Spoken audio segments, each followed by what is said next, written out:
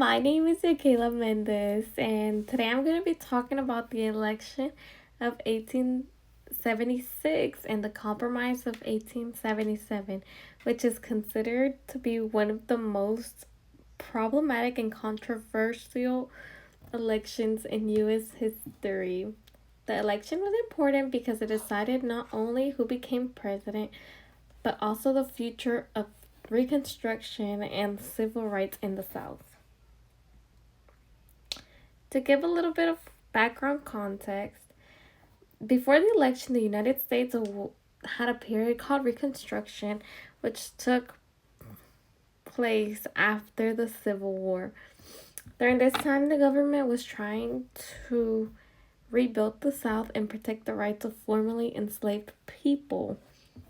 For this reason, there was tension between northern states and southern states. The North was mainly represented by Republicans and the South was represented by Democrats. There was issues like civil rights to freed slaves, and there was obviously the troops in the South as well.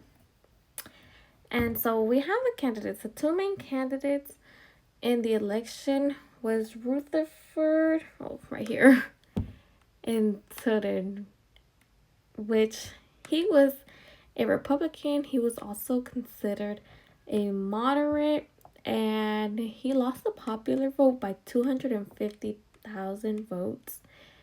But for his plan, he did agree to withdraw remaining federal troops from the South, which ended Reconstruction. So on the other hand, he represented the Democratic Party. He did win the popular vote, but he ended up losing the election. Once he lost, he did urge his supporters to accept the aftermath and the results. So then we have the election results were disputed in 4 different states. There was Florida, Louisiana, South Carolina, and Oregon. Both political parties claimed they had won these states, and there was accusations of fraud and cheating, which, as you can tell, you can see which states each candidate had won or like gained most votes from. So then had Texas and many other ones. Hayes had these other ones, and then there was these contested ones as well. Then we have the Electoral Commission. To solve the problems, Congress created a special Electoral Commission made up of 15 members.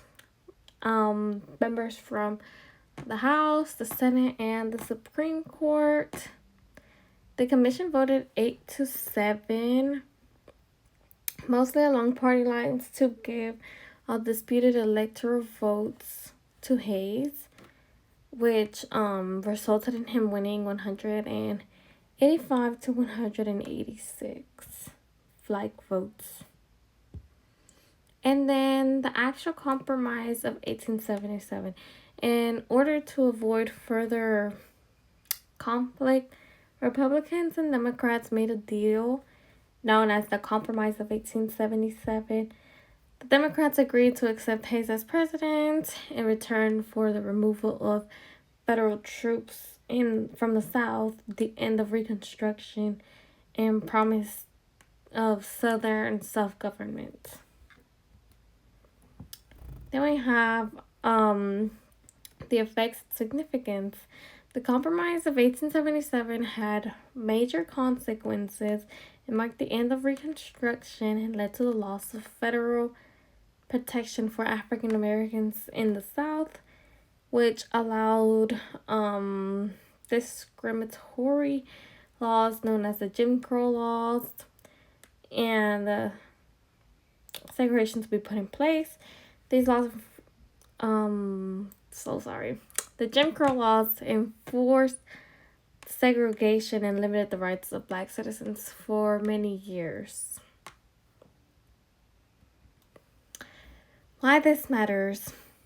This election is important today because it shows how political compromises can be disputed and resolved politically. It shows the impact on civil rights, and it is known as the most controversial U.S. election.